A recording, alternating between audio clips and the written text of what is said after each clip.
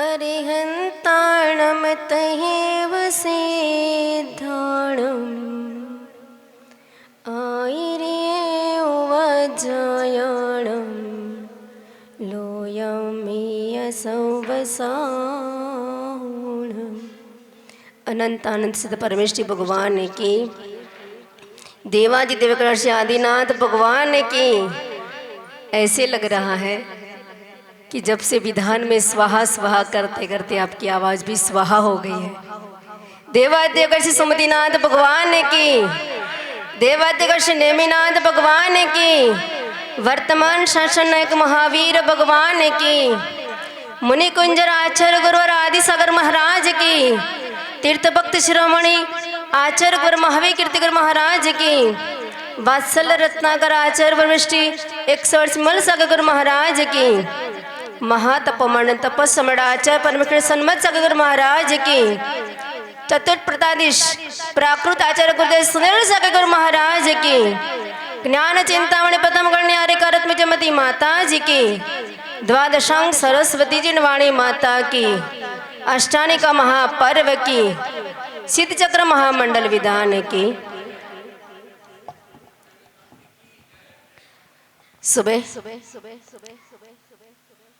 शुद्धि के लिए जब जा रहे थे, किसी ने कहा कि माता जी, हमने सुना है, हम सुनते आए हैं कि जन्म दिवस नहीं मनाना, और यहाँ तो हमने सुना कि आज आचार्य भगवंत का इस प्रकार का दिवस मना रहे हैं, तो ऐसा पक्षपात क्यों श्रावक के लिए मना करते हैं, आप लोगों को नहीं मनाना, और गुरुओं का आप अपने साधु अपने अपने का मनाते हैं।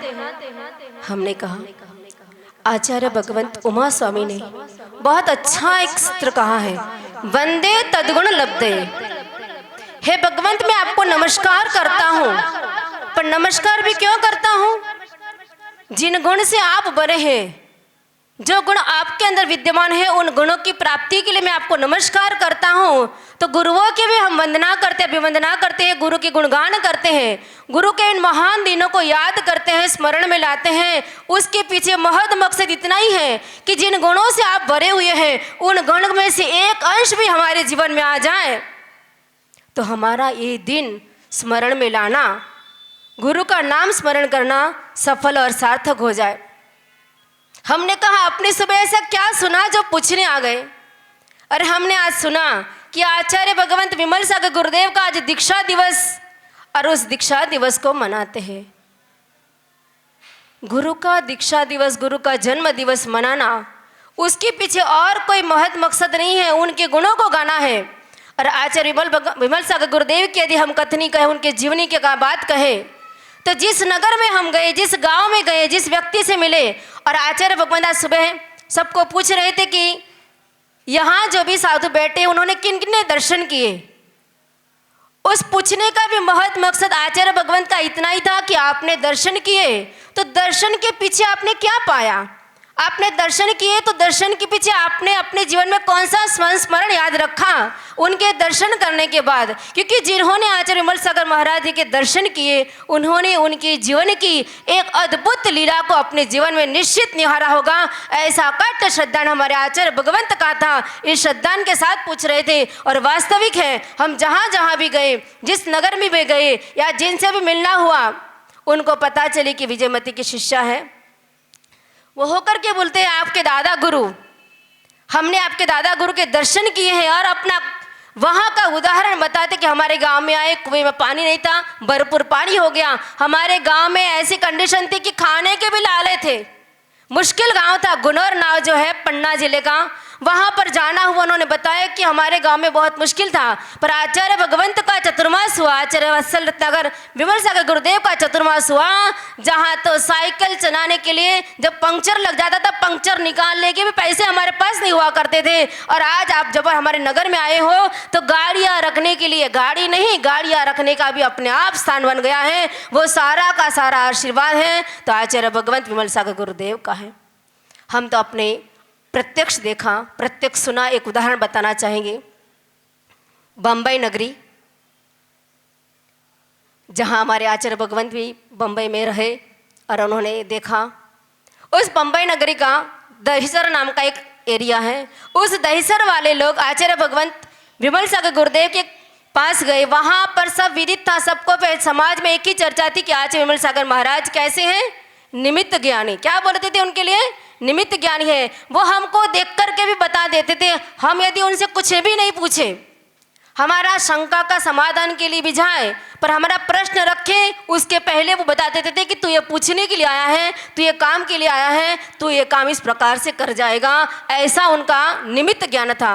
दहीसर वाले भी आचार्य भगवंत के पास गए, किस प्रकार से उनको अपनी बात रखना, वो अवढव में थे। आचार्य भगवंत तो देख करके समझ गए, आप लोग अपने जिनालय की बात को लेकर मेरे पास आए हैं, मंदिर बनाना है, आपकी भावना बहुत अच्छी है, पर आप ऐसे करना, वो आपका जो एरिया है इस प्रकार का कुछ उन्होंने बता दिया, वहाँ आपका जिनालय बनाना। अब अपने एरिया में कहाँ कौन सी व्यवस्था होती है, सबको अपने अपने नगर की पता होती है। वो दहीसर वालों को भी पता थी कि आचार्य भगवंत ने जहाँ के लिए संकेत किया वहाँ तो उकरड़ा है, गोबर वगैरह जो डालते हैं ना, गंदगी डालते हैं गाय भैंस की, वो जगह है, वहाँ मंदिर कैसे बनेगा। और वहाँ तो आगे कुछ चलता ही नहीं है, गुरु ने एक बार बोल दिया, वहाँ से अपनी छुट्टी हो जाती है, वहाँ से निकल के आ गए। और आने के बाद उनको उस बात दिमाग में बैठी ही नहीं, समझ में नहीं आई। और सबसे बड़ी बात कि गुरु का शब्द इस प्रकार का अकाट्य सद बन रहेगा, ये उनको विश्वास ही नहीं था। और उन्होंने नॉर्मली जो बिल्डिंग वगैरह बनती है वहाँ अपना एक बिल्डिंग में फ्लैट ले लिया, वहाँ चैत्य बना दिया, मंदिर बन गया। पर आचार्य भगवंत ने एक बार जो वाणी में बोल दिया, उन्होंने बाख दिया, उनके मुख से निकल गया, इत्तेफाक अचानक निकल गया, तो उनका अकाट्य सद बन के ही रहता है। और वह सत्य ऐसी घटना घटी कि वो बिल्डिंग तो काम में जाने वाली थी, उस बिल्डिंग का काम होने वाला था, और बिल्डिंग वालों ने, उस बिल्डर ने खाली करा दिया कि मंदिर आपको खाली करना पड़ेगा, मैं आपको उसके बदले में वह जगह नियुक्त करूंगा जहाँ विशाल जिनालय बन सकता है। पूछा गया कहाँ क्या, जो आचार्य भगवंत विमल सागर गुरुदेव ने जो जगह बताई थी कि आपका जिनालय वहां बनेगा, वही बिल्डिंग के लिए जगह उस बिल्डर ने वहां पर नियुक्त कर दी। और आज 2021 में वह बन करके तैयार हो गया, शायद 22-21 में उनकी प्रतिष्ठा भी हो गई। जब प्रतिष्ठा के पूर्व वो हमारे पास आए, जब विषय निकला तो हमने कहा आचार्य भगवंत कहाँ बनाया, तो उन्होंने बताया वही जगह।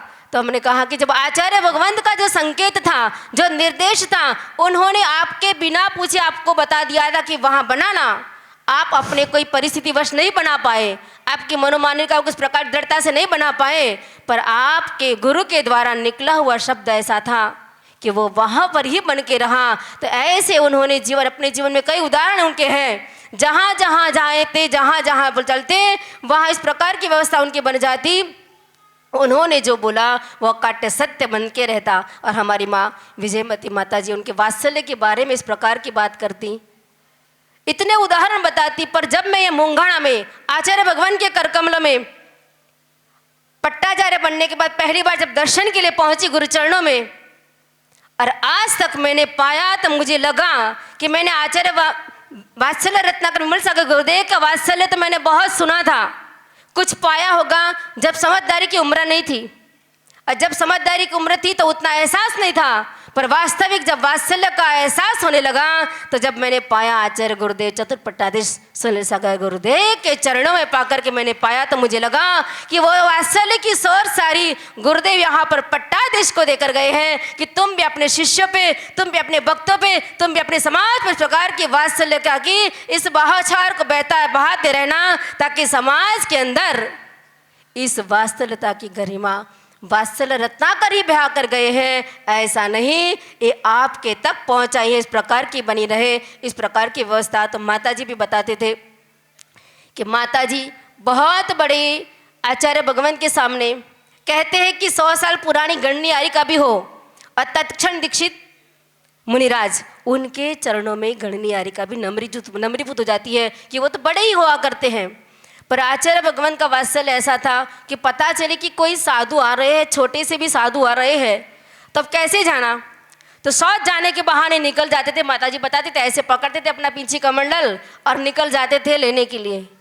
ये उदाहरण हमको समझाता है, हमको बताता है कि हम एक दूसरों के प्रति हमारे जीवन में छोटे बड़ों का लिहाज नहीं करते हुए सबके प्रति हमारा वात्सल्य का भाव बना रहे। ये वास्तव उदाहरण हमको आचार्य भगवंत विमल सागर गुरुदेव का माँ विजयमती माता जी बताया करते थे कि उनके जीवन में हमेशा, और माता जी बोलती थी कभी विहार भी होता था तो शुद्धि के बहाने चल करके और छोड़ने आते थे कि माता जी रोकती थी, गुरु से दूर होना होता है तो कोई भी कारण हो कैसा भी हो जाना पड़ता है, पर गुरु से वियोग जब होता है तो आंखें तो हमेशा नम्रीभूत हुआ करती हैं। तो ऐसी परिस्थिति में जब जाना पड़ता था तो पर आचार्य भगवान उनको बाहर तक गांव के पिछवाड़े भाग तक छोड़ने जाते थे। ऐसा आचार्य भगवान का वात्सल्य रहा।